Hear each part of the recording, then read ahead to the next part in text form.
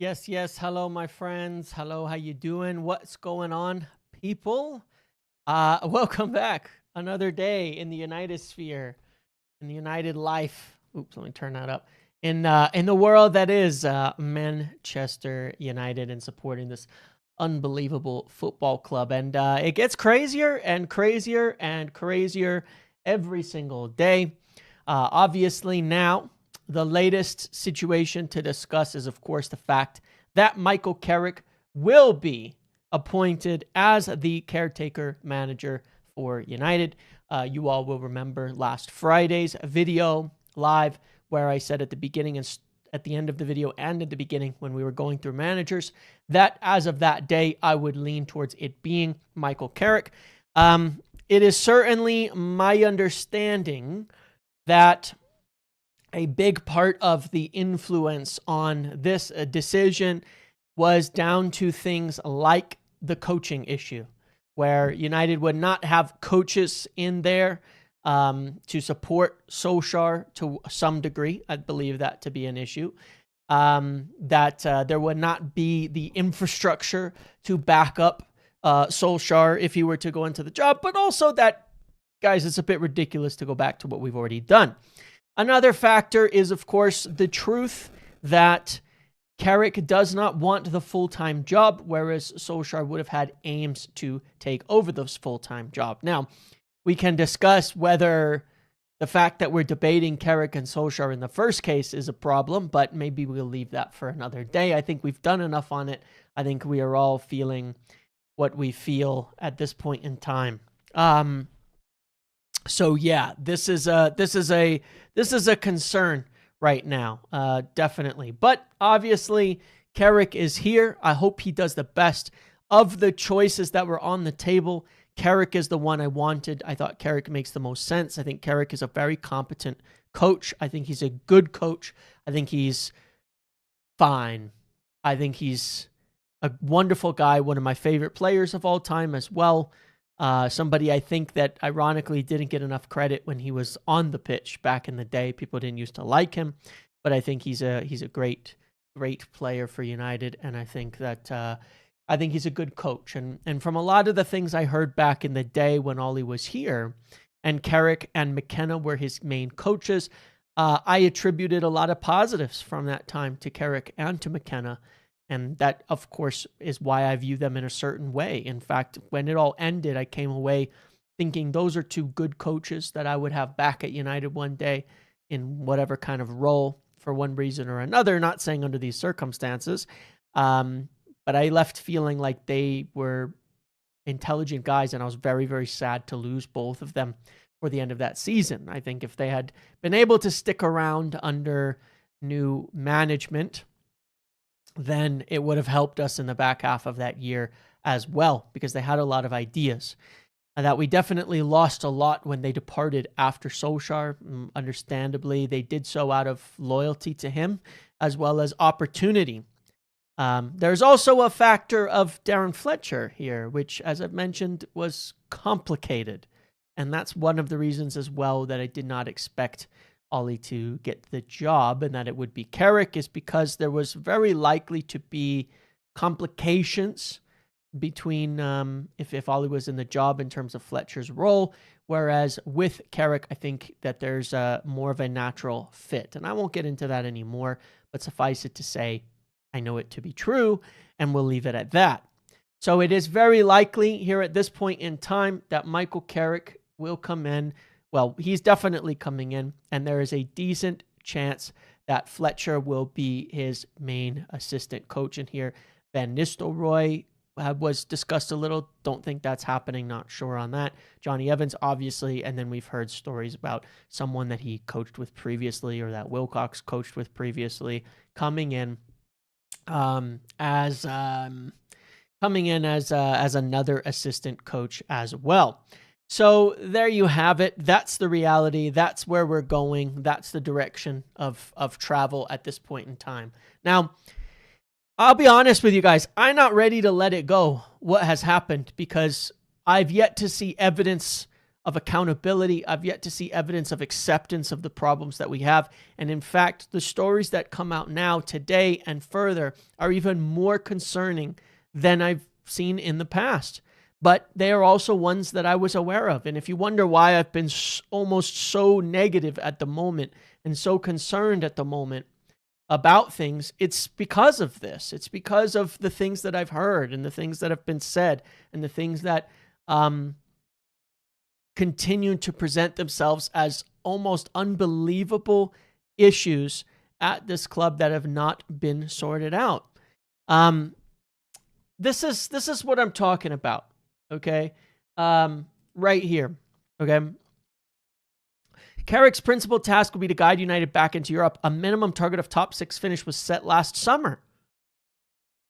But senior Old Trafford officials feel there's a golden opportunity to qualify for the Champions League this season and are looking to Carrick to navigate that path.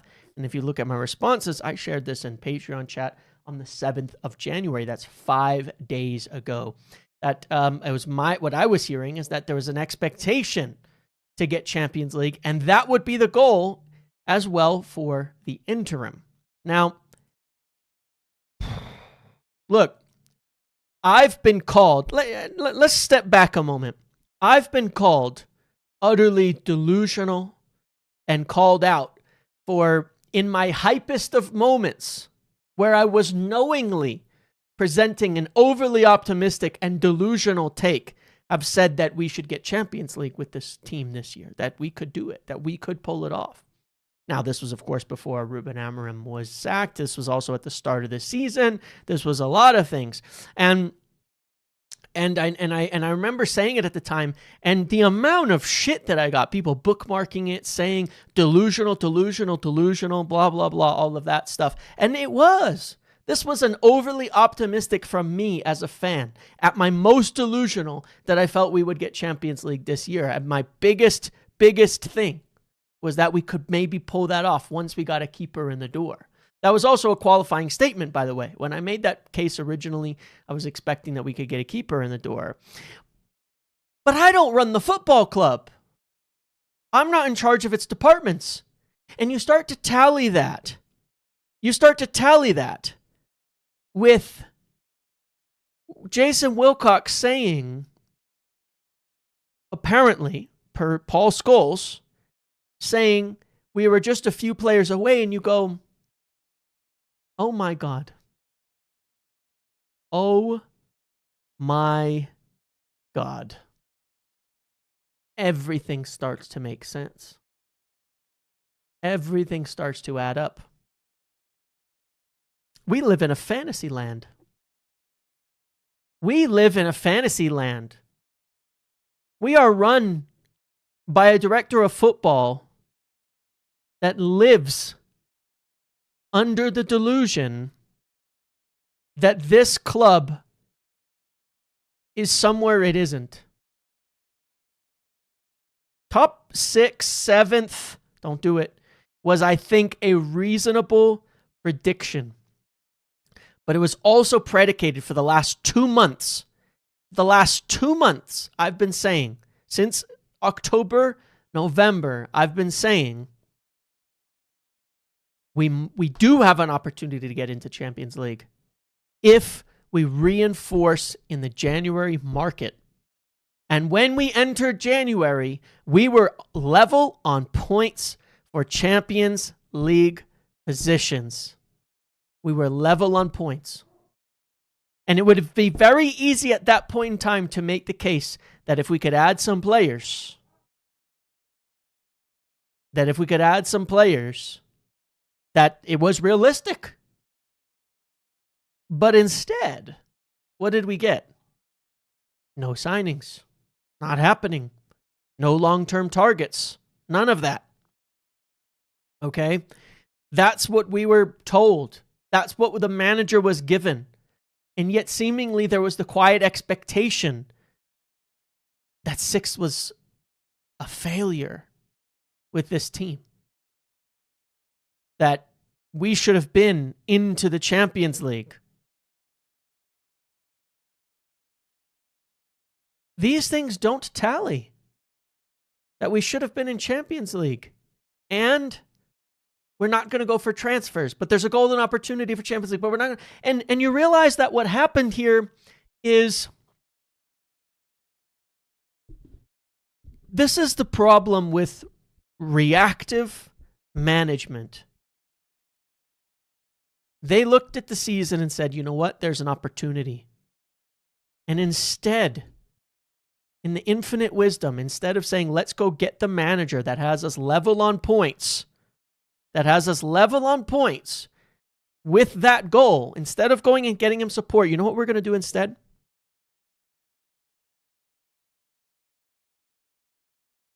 Nothing. We're not going to spend $1. We're not going to go ask for money because that would be our ass on the line. We're not going to go to the owners and say we have to spend money. Instead, we're going to go to the manager and say, change positions, why don't you? Change formation. Change formation.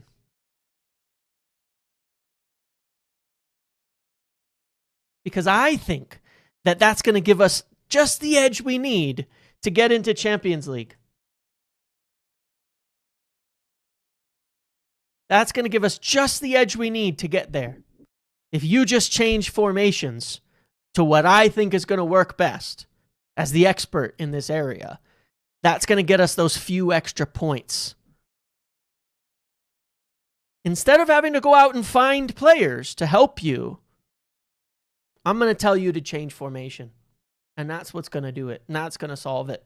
And it worked for 45 minutes against Newcastle. So it's going to work. And this is why I can't get over it. Because this is crazy to me. This is unbelievable. This is unbelievable. This whole thing is unbelievable to me. It just makes no sense at all. And then you look at it since and you go, well, yeah, it's not working. And the only thing that I would say to some people out there, because it was funny, I was just on the red carpet and KG was going, you know what? The shoe's on the other foot now. We're point scoring. I'm coming for you now to people because KG had gotten, it was kind of funny. Start of the season he wasn't, but KG kind of got on board with my line of thinking over the last few bits. And I respect that.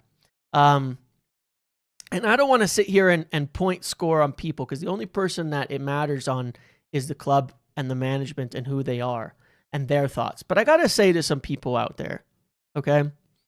I said on that video before Ruben Amorim was sacked that people hide and they come and go. And it's still happening. Lots of praise when we win. Silent, 0 tweets when we lose now. It's flipped. They've done the opposite now. Now they're alive when we score a goal, when we've got a couple of performances that are going well and very quiet. And all I want to say as a message to people in the United community, because I'm not going to point score, is have some integrity. Have some integrity. Seriously. Have some integrity. What you believe before, and this is the same for the people in charge because it's the same message. Have some integrity. Seriously. Have some. Don't flip around. Don't let your ego get in the way. Honestly and objectively analyze something. Look at it. Get to your conclusion. Be willing to change, but have some integrity on this. And it's really interesting to see it. You know? And it would be the same for the pundits and everybody involved. The problem that we see in our fan base is unfortunately the exact same as we see in, the pundits and is the exact same that we see in management. It's a lack of integrity in my eyes. It's a lack of, I think there's too much attempts to save your own skin. Too much self-preservation. Too many people trying to just protect themselves. I always say how I feel. That's the funny part. I always say it. I always say exactly what I think for a reason. And it'll be wrong. And I'll get tons of attacks for it. But that's okay. That's okay. I still stand by it. you know? But we don't see it with the pundits. We don't see it with the pundits. And we don't see it in the fan base, and we don't see it in the management. The goalposts are always changing. It's always shifting. It's ever, and it's hard to see it any other way because we've not heard anything in terms of accountability about this whole decision. We've not heard Gary Neville come out and say, you know what? They played a back four the next 2 games, lost. Maybe I got this wrong. Silent. He said nothing about it. Silent, hiding. I've seen more clamor for signing suddenly and claims that Dalot's the worst player in football and our midfield is the worst in football over the last week than I saw for the prior 3 months. Where were you? Where were you? While I've been sitting and taking pelters for saying I'm an Ineos backer and all that stuff, I'm the one who sat here for 2 months saying they had to do something in January. They have to. They cannot sit on their laurels. They cannot make this mistake. I'm the one who was putting pressure on them. You were letting them off the hook. The pundits, all of them, they let them off the hook for all of this. They gave them an out. There was no pressure. Pressure isn't just criticize, and post hashtags X out. Okay? Why? What are the reasons? And these are the reasons. And that's why I keep discussing it. And that's why I won't let it go. These are the reasons. These are the problems. These are the issues. These are why we need to push for change and pressure. We need to hear from people right now. I want to hear from them. I want to hear from Wilcox. I want to hear from Sir Jim after he said 3 months ago that we were going to give it time and it's not Ruben Amorim's team and we were going to do this. I want to hear from him. I want to hear from Jason Wilcox. We're going to back the plan. We're sticking with it. We're all going forward with it. I want to hear from them. I want to know what the plan is. Don't throw Darren Fletcher up there and give him interviews and make him talk all nice. And then he loses, so you put him in the background real quick and bring up Michael Carrick. I want to hear from you. We need to hear from you. We need to hear from you. Fans or whatever. I want to hear from these people. But I posted a video a bit earlier saying the biggest problem we have at this club, and it's the truth. It's an inability to accept the reality of our position. Where are they? Where is this club? And I've made this point when people talk about win percentage, this, that, and the other thing, fine. You haven't accepted it either if you can't see it. You haven't accepted it either. Where this club is. We finished in 8th 2 years ago. 8th. That's worse than we are right now. And it was way worse by way of performance. It was one of the worst seasons in our history performance-wise. We finished 8th. Then we finished 15th. How much more evidence do we need to know that this club is not what it used to be? What are the actual expectations? Where is the groundwork? Where is the starting point? Where are we going forward from here? What comes next?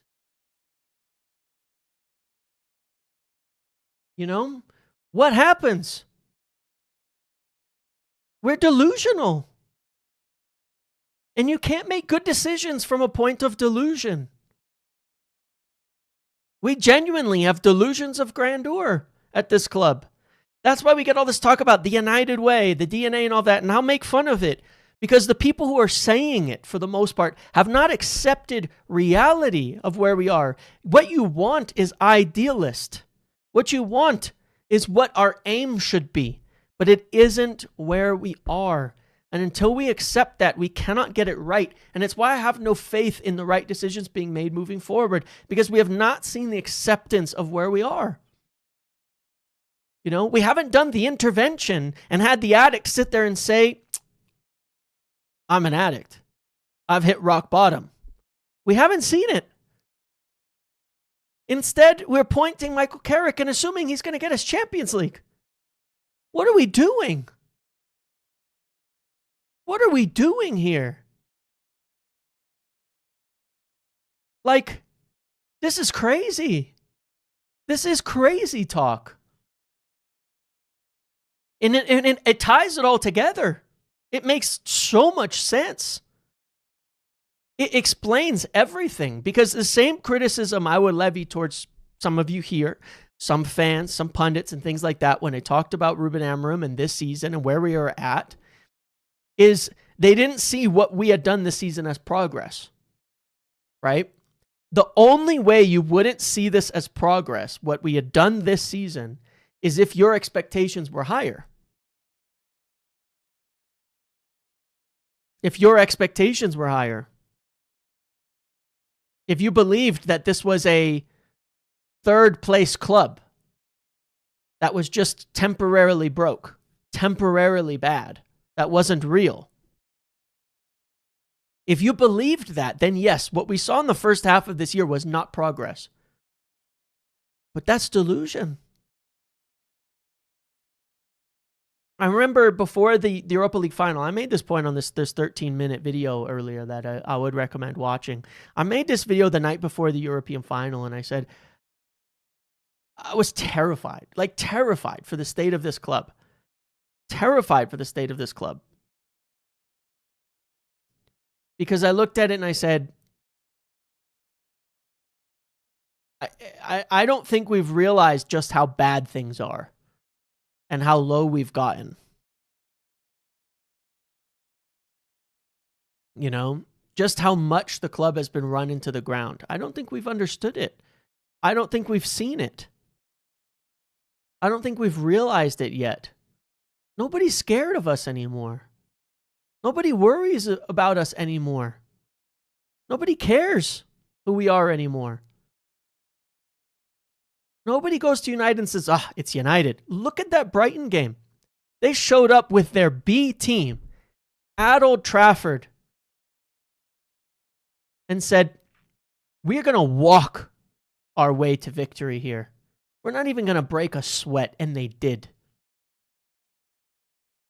And it was easy.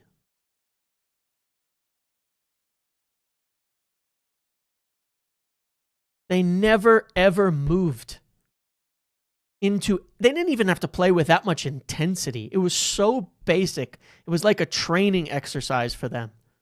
At Old Trafford.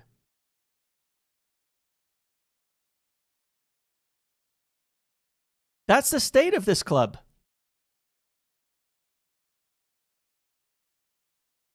Nobody cares. Nobody worries about us anymore. It's been this way, and we haven't accepted it. And what we want to do, we can't. In that manager video last week when I was assessing it, I was saying, look, the point is that we have to realize that whoever we appoint next, we have to accept that we are not necessarily going to play, amazing football. And if we do play good football, guess what? We're going to lose a lot. Because we're not ready. We're not good enough for this. And my problem is that you can't make proper decisions without knowing where you are. And I don't think that these people running the club right now in these executive football positions, I don't think they know where we are. They haven't even hit the ground on it yet. And I'm saying this with absolute seriousness.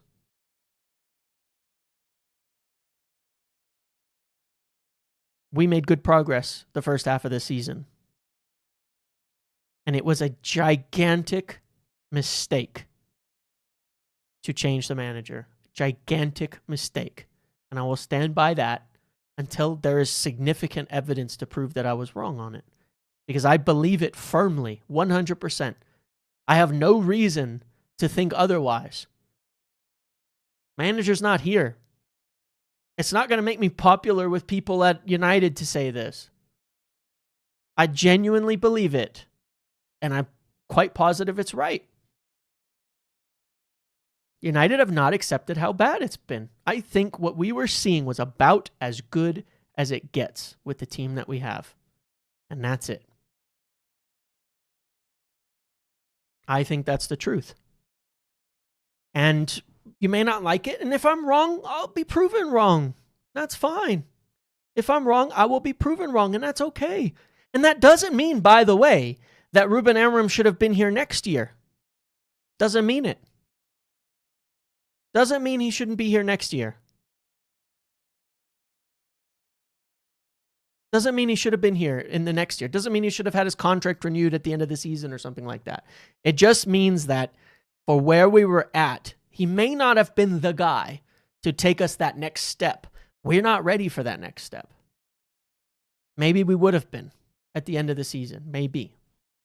And you know, if they panic now and go and sign somebody, will that help us over the rest of the season and change this? Yes, that's a caveat.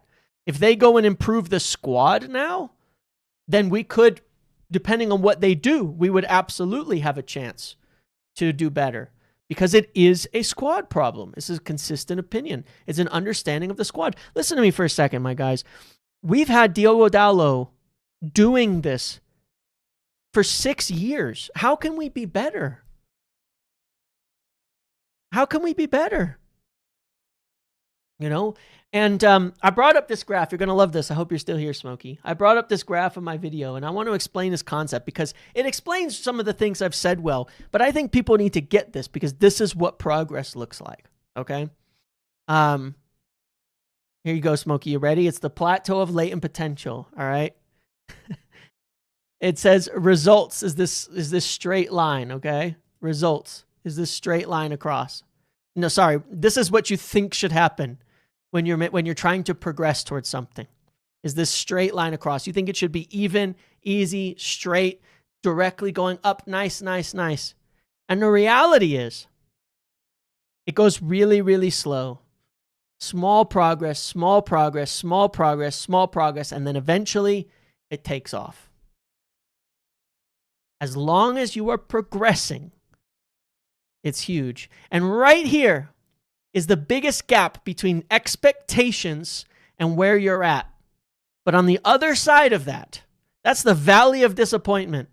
That gap between what you expect and what's happened. Amorim, style, communication, etc. But man, sacking him is such dumb decision. No contingency plan, no new players, depressing. Yeah, it is depressing. But that's why it's called the valley of disappointment. It's that gap where you think you should be so much better. And it's what we've been hearing for weeks, months. It's not good enough. We should be better by now. The progress is really, really minimal. But it was progress. It was growth. And it's about laying in habits, and it takes time. As long as you are seeing growth, you stick with it.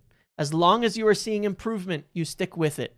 And on the other side of it, you see much faster growth. And I pointed this out last night, and somebody made an interesting comment as well. They said, you know, you really have two options, which is you can do like City, and you can just dump money in, and then you can expect exponential growth. Or you can do like Arsenal and Arteta and build slowly and expect slow progress. We've gone slow and expected fast. We've put in minimal effort and expected maximal results. We have a club that is just confused on what they need to do. We have a club that is confused.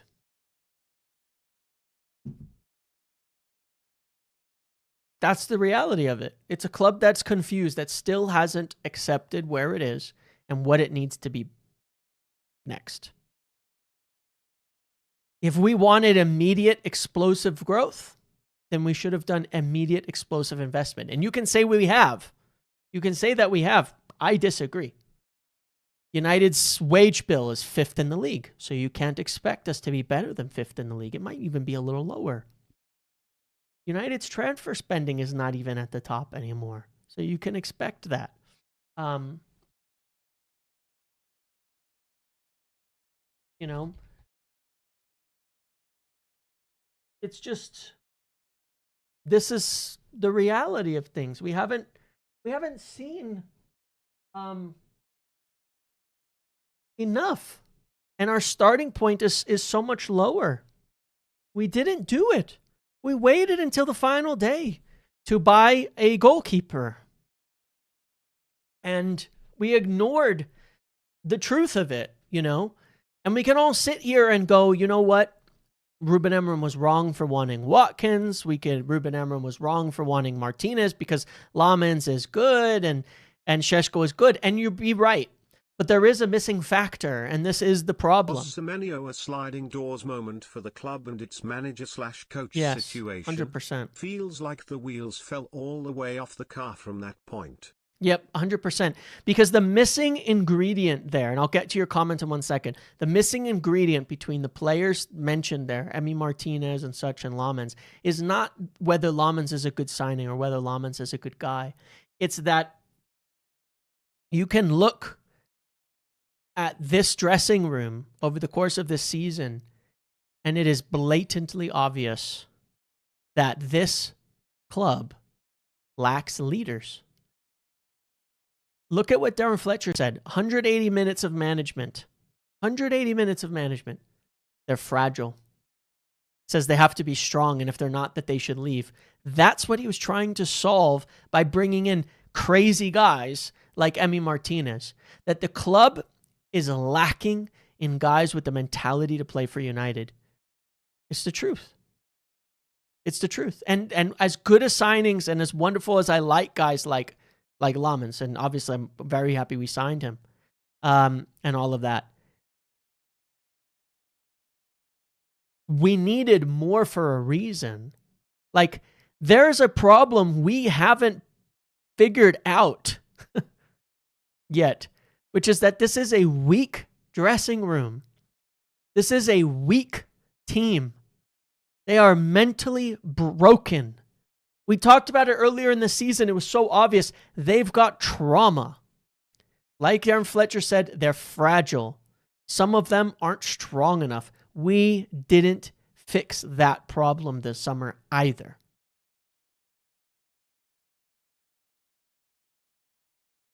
You know, that's the problem. You said the Semenyo a sliding doors moment. Absolutely, it was a sliding doors moment. Absolutely, it was. It was absolutely a sliding doors moment, because at that point in time, it was essentially, it went from, okay, we'll get this guy Semenyo in. Ruben Amorim's intention was certainly that it would give him more options to allow him to play different formations and things like that. But the cracks were already there. That's the problem. We were already being told, all right, you know what? You're not necessarily going to get, you're not necessarily going to get players for your system, but we will get you Semenyo. And then what happens? You don't get Semenyo. And then you're going to get nobody. It was very much a sliding doors moment, because at that point in time, you've essentially said you don't trust the manager. And at the end of that, it's gone. Yeah, I mean, look at City. They brought in James Trafford and said, wait, Donnarumma's available? Get that motherfucker in the door immediately. For leadership, for character, you know? You need that too. So, it's tough. It's tough. It's a tough situation. And the only reason I continue to harp on it is that, one, we have not seen anything that would acknowledge the reality of our situation. We've just not seen it. We haven't seen it yet. We haven't seen it acknowledged that there was progress from where we were. Because if they accepted where we were, then we would have seen progress. Then they would have seen progress, and they would have said, you know what? There's enough progress that we should be keeping on going with this and see it out no matter what. Don't rock the boat. Don't do anything crazy. Don't make drastic changes. Don't make demands. Let's just keep doing what we're doing and reinforce with it. Until they acknowledge that, I don't know how we can have any faith that they're going to improve it. Because they've made this decision. They've made this mistake already. They did it last year, man. Like, they did it last year. They've already made this mistake. This is the third time already. They kept Ten Hag when they shouldn't have kept Ten Hag. Because they figured a cup win. Hey, a cup win. Fans are on side. A cup win. Let's keep this thing going. I took a look at the FA Cup winners. All right? I got to tell you, man. The FA Cup is like, I understand why people think it's important. Obviously, it is. A trophy is a trophy. Winning is winning. If you take a look at what has happened to most of the FA Cup winners after winning the last 6 years, it's unbelievable. Leicester, relegated. Liverpool, when they won the FA Cup, the next year was their lowest league finish in 5 years. They ended up in 5th. Palace, 12th, won the cup, back in 12th, knocked out by a 6th-tier side. Us, won the FA Cup, finished 8th, ended up in 13th the next season. What I can safely determine is that the FA Cup is not a measure of progress or success, and that you absolutely can fluke the FA Cup while being a shit team. I think Chelsea won it and finished... No, Liverpool... Man, I don't remember if Chelsea won it. But there's enough examples there, you know? One thing Ollie got exactly right, he said a while back when he was in the job, that trophies can cover up a lot of the issues at the club. They can. And again, it doesn't mean that the cup isn't meaningful, but just take it for what it is. You won a cup. Congratulations. You won a cup. It's a big one. Good job. Great trophy. And then what after that? Does it make you a good team? No.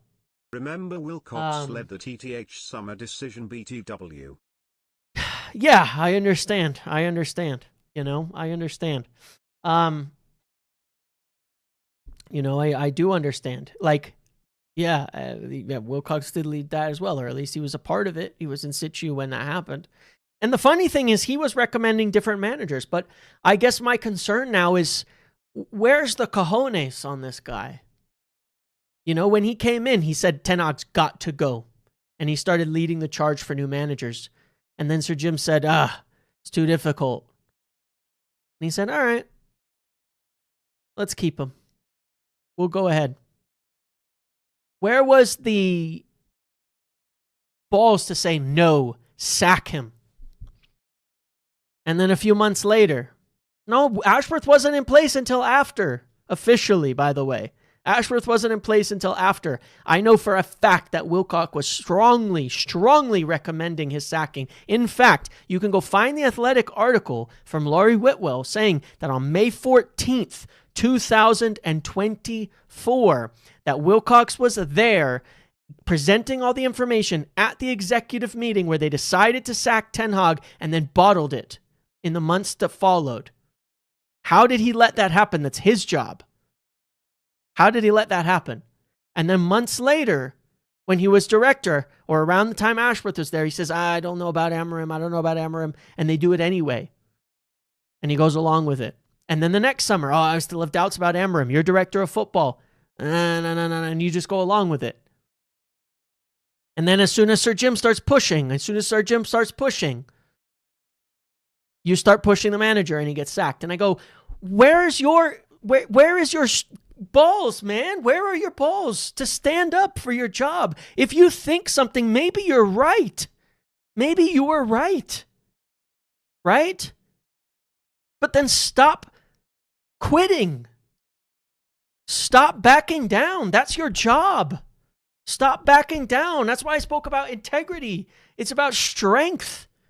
If you believe something, don't accept something else being shoved down your throat.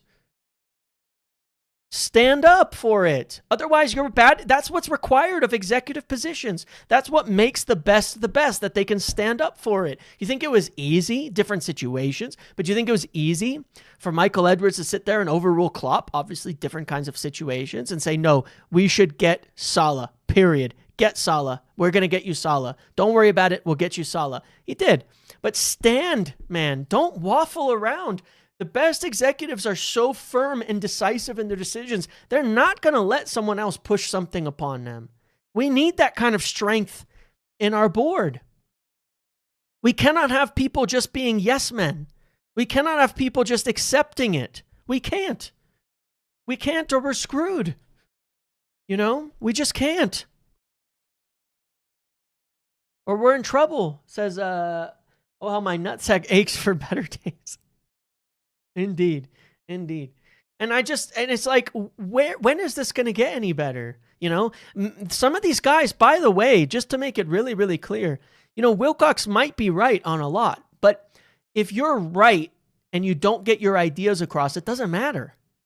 If you're right and you compromise on your ideals, it doesn't matter. It doesn't matter how much you know. It doesn't matter how much you know.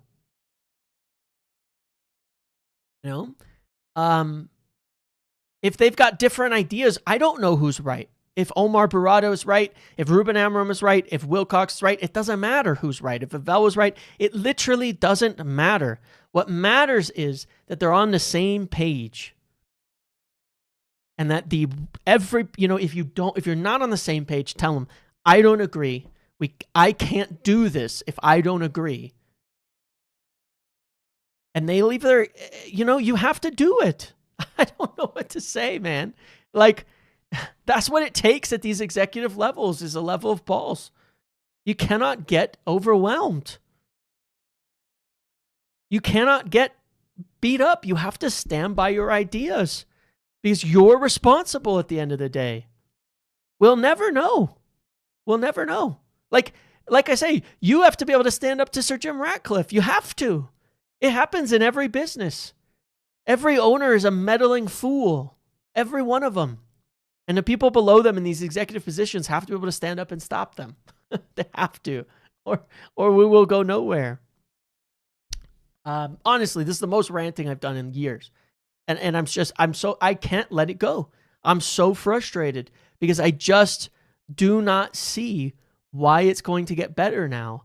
I'm clinging on to hope, but everything that comes out makes it worse. The idea that we're going to get into Champions League with Carrick. If you thought it was an opportunity, why didn't you just back the manager? Why? You know?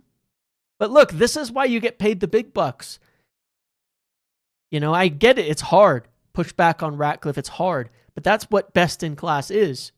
You've been appointed in that role with the expectations. You should be able to handle it. You should be able to handle it. I'm sorry, you should. You know? There's the lady at Chelsea who was there for a long time under the Russian guy. I don't remember any of their names, to be quite honest. I don't remember what's that lady's name? And she worked under the guy at Chelsea.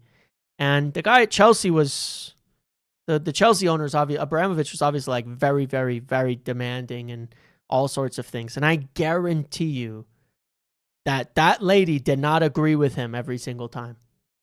That she had her own ideas, her own concepts.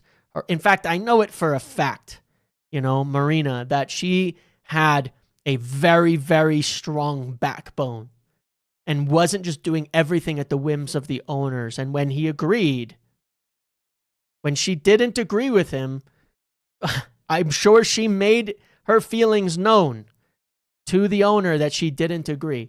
And she was very successful for that. Very successful for that. But that's what it takes. She was tough, man. But that's what it takes at this level. All the hopium gone, distressed face emoji, pray for better days. We're not going to make it without people who are that tough. We're not going to make it.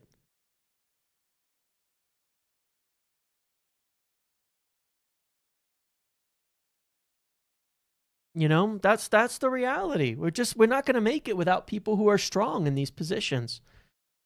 We can't make excuses for them. So, you know, I'm sitting here every day saying, just give me something to believe at least. You know, give me something to believe in. Give me something that says we know we screwed up. Give me something that says we've accepted the reality of our position. I would feel more comfortable right now if the articles that were coming out were saying, we're going to try to scrape Conference League. We screwed the season up. We know this team isn't good enough. We know the squad isn't good enough. We know this club isn't good enough. We know it hasn't been good enough. And it's not what we wanted, but here we are.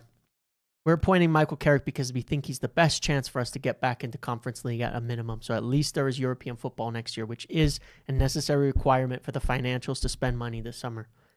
If they said something honest like that, and that's what they came out with, I would say, you know what? Cool. At least you know where we are. At least you've accepted it. Because then you can take the proper steps moving forward. And until we see that, I will lack a belief. But right now, I think the hope is that somehow Carrick will be good enough to fix everything up. Strong execs. Yeah, that's the problem, isn't it? That's a problem, isn't it? You know? But that's my worry right now. That all that's really happening is a hope and a prayer that Carrick will magically fix everything based on assessments that, you know, the back four works better about this and that and things that have as of yet proven nothing. But here's the problem. Even if we get Carrick, which we're getting, and it works all right, I don't think that's going to restore confidence. Because why did we pick Carrick? What was the process? Find some ex-players. We saw stories from Sky about Ollie being in the running because he's popular. Can you believe that? Can you believe that? Like, there's enough here that you can luck into something. But unless we hear something about it, it feels to me like we're hiding behind a hope that we will luck into a good run of form under Michael Carrick. That the good feeling will return. You know, we've seen that said, and that will carry us. Maybe it'll work. Maybe it won't. To me, it's just another gamble. I hope it works. It won't restore my confidence in them until they acknowledge what is actually going on and exactly what they've got wrong. That's what I think on all of this. That's what I think on all of this mess. But either way, Michael Carrick is coming in. I think he's a good manager. I think he's a good choice. You said even before Fabrizio Romano confirms that Eric Carrick was the top choice. Correct. I think he's a good guy. I think that I think he knows how to set up a team well. I think that ironically, if you read and understand a bit about Michael Carrick's tactics, it's not that dissimilar to Ruben Amorim, the way that he attacks. Going forward, we're going to see a one wing back really, really high, one winger out wide. It's essentially a staggered. It's really funny because if you go and read in and look into Michael Carrick's tactics, and this is one of the reasons why I think there's a chance that it could work, is that it plays pretty similar to the way that Ruben Amorim plays. One midfielder pushes up into the front three and becomes a part of becomes the inside 10 while one winger goes wide, and on the other side a fullback goes high while the winger tucks in, which essentially makes 10 9 10 winger, which is it's a 3-2-5. Everybody ends up being a 3-2-5 in possession, but still, even then, the out of possession structure is fairly similar in this respect as well to some of the 4-4-2 stuff that we did. I'd be happy if he comes in and plays very pragmatically, because I think that's what it's going to take right now. And I think that gives us the best chance to win. I don't give a damn about the United way right now. We're not ready for it. I think that getting into Europe is the most important thing, because we can't keep fixing this squad without the funds from Europe. So getting into Europe is more important than anything else, than style, than substance. It doesn't matter. Get us into Europe. Grind it out. Don't care. Play the most disgusting defensive football we have ever seen the next 5 months. I do not care. And get us back into Europe. All that matters right now. I don't care what happens. Okay. You're correct, Chris Evans. We played a nasty back three, and I think it was against Chelsea. One of the most ugly defensive games we have played, if I'm not mistaken. Either way, it was very defensive, and I was okay with it. I'm fine with it. If they can manage to get some players in this month, good. Should have done it earlier. I wonder what the motivations are. We're hearing almost little hints that there's maybe money available now. I doubt Ruben Neves was a serious target before, because we haven't moved on him before. He's turning 29 years old. He's certainly not one of the profiles we've been looking for the future. He's certainly not somebody that we were going to buy a week ago. So if we go and buy him now, simply that's just proving more panic over the position of the club. I'd be happy if we buy some players, though. Either way. But yeah, I don't know. I don't have the answers there in terms of what we can do. I don't know if they'll panic now and do something now that we're out of the cup and things like that. But I don't think that reflects well anyway. Hayden Hackney, obviously, yeah, he's been on our radar for a long time. He played with Carrick at Middlesbrough. He was definitely at his best under Carrick at Middlesbrough. Hasn't been as good since, so you never know. But yeah, I guess we'll see. I guess we will see what happens next. I just know that my confidence is not high. My confidence is not high, but I don't want to talk about this anymore. I really don't. I'm just upset. What's it going to take for you to go back being positive, James? Probably win some games, dude. I can always get positive when we start winning football matches. Convinced they'll be out of Europe again. Given all the problems that may lay ahead, is it feasible that Ineos give up on this project? I don't know. I'm starting to wonder if they will. I genuinely am. I genuinely do wonder if they can't if we miss out on Europe this year, do they give up? I don't know. I don't think they would, but I genuinely wonder. We have nothing else to talk about. I know that's the problem, isn't it? It's Monday. We're out of the cup. We've failed. We haven't won in ages. We're appointing a new manager. We've sacked our manager. We have very little to talk about with regards to transfers. What the hell else can we talk about except to stew on the nonsense that has been here the last couple of weeks? I don't know what else to do. I've never seen a fan base so low after sacking. Even Amram outers are depressed. I know. That's the crazy part about this. It's such a monumental screw up, dude. I can't even. It's bad. It's bad. Oh, I felt like this when we kept Ten Hag. I felt like this for a couple of weeks. After they kept Ten Hag, but we were in the middle of the transfer window, so I had stuff to talk about. You know what I mean? I had news.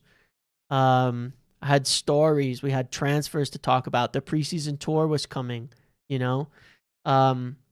were able, I went on that tour. Did I go? Yes, I did. I went on that tour to see games. I think we were in LA. I was in LA for that. I had stuff to do, things to follow up on. There was reasons to believe, that there was going to be change. Okay, well, at least we're going to sign players. We're going to fix the squad. We had some cool things. We won the Lenny Yoro thing. It was the first window for Ineos. We're going to see what could they do. Omar was in the building now.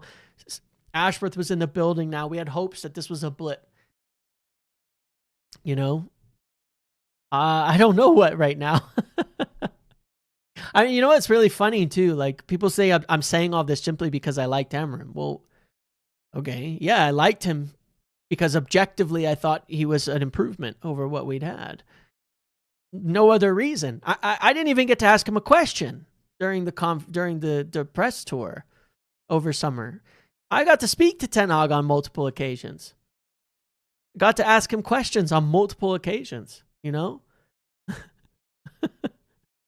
I did not like him.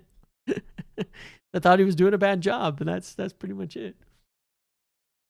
But no, I mean, look, we'll fill the time and the spaces. I think what I might want to do tomorrow, for what it's worth, is do some sort of space on Twitter, because I'm kind of tired of this beef and these things. And I do want to give people a chance to come and speak to me again. But last time I did it, none of them showed up.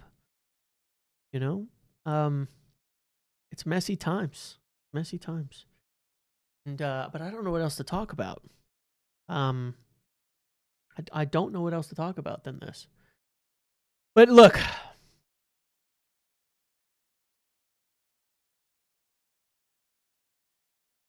in terms of the long term, now, what comes next after this? Michael Carrick. They pretty much immediately need to start working on the future manager.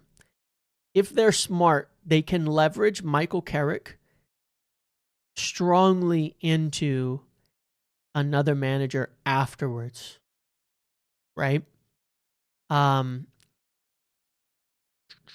can leverage Michael Carrick into a smart permanent appointment, because there is a natural progression from Michael Carrick and the way that he plays football. And the two answers to that, which gives me just the slightest bit of, I'm grasping at straws. I'm literally taking two hands, grasping at straws now. But I'm telling you, the natural evolution from Michael Carrick's football would be Potter McKenna. It would.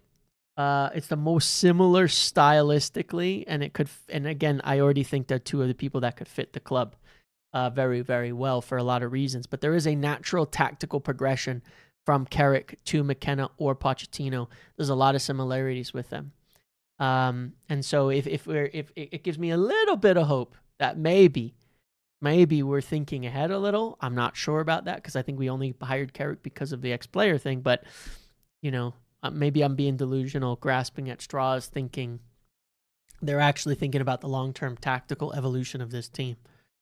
We'll see. We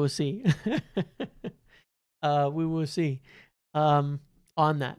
Yeah, I've seen the Gallagher was going to be Villa. Now it's Spurs thing. That Spurs giving a manager who has a lower win rate this season than Ruben Amorim, lower in the table, plays worse football, struggling, giving him some money in January to add a midfielder. I don't know. It's disappointing seeing teams around us strengthen. Seeing teams around us strengthen. I told you that was going to happen. Teams were going to strengthen. Nobody was going to sit on their hands. There's going to be a lot of teams that end up working in the market. Spurs are our competition, for top 8. They're our competition. They're our competition. So them strengthening is bad news for us. May not want to believe it, but they are our competition. You can say Gallagher doesn't change anything. I guess we'll see, man. Whether he's a good enough player or not doesn't matter. Teams are strengthening around us.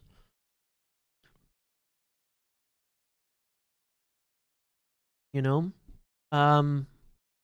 you're sitting on shifting sands. If you're saying that, hey, this season is an opportunity because teams around us are bad. Meow, meow, meow, meow, meow, meow. Love you, James. Thanks, buddy. Then the other team's strengthening. That's pushing us down the table. So, it's tough times, my dudes. It's tough times. Tomorrow, perhaps we'll look at Michael Carrick in more detail as he gets announced. I will have a hope that we will hear some more from. I will have a hope that we will hear some more from the club around it. I will have hope. And if they can acknowledge where we're at, understand it, then I'll feel a lot better. But until then, this is where we're at. This is what we've got to accept. I'll try not to rehash it, but it's crazy, man. Like I go on United View and Red Carpet, and it's the same thing. We're just all talking about the same thing because the likes of Bale and Anderson will choose us if we have McKenna as manager. Good luck. Yeah, I mean, I think we can forget about that already, Jason. Right? I think Anderson's gone. I think Anderson's done. Stop. Forget about Anderson, everybody. It's not happening. Over. It's over. Definitely over. Definitely over. No doubt about that. Which is terrible. But yeah, it's rough. You know, we couldn't figure anything else out to talk about on United View as well because it's like, what the hell else is there, man? It's mid-season. We've done all of this. What can we do? What can we do? You know, shopping on the bottom shelf. And the thing is, those players are available now. So why don't we go out and shop? Get some help. So it is what it is. Okay. Let's leave it at that for today. Tomorrow we should see Carrick announced. I think we'll hear some more. And I'll see if I can find out what happens next. Okay. Yeah. That's it. That's it. I appreciate you all being here. We'll continue to therapize. I'll try not to do this again, but with the video I published earlier, which you should watch, it's only 13 minutes long, and with today's live, I just really wanted to get it out there what the problem was in a very coherent way. And I feel I've done that now. So now we can try to move on for the future and hope. Okay? I appreciate you all. Thank you for hanging out today. Enjoy the rest of your Monday. I'll see you tomorrow. Please make sure, again, watch the video. Check it out. Smash a like on everything. We'll be back for the announcement tomorrow. Hype the other video. It's got good blame on everything going on. And I'll see you later. All right? Bye, everybody. See ya.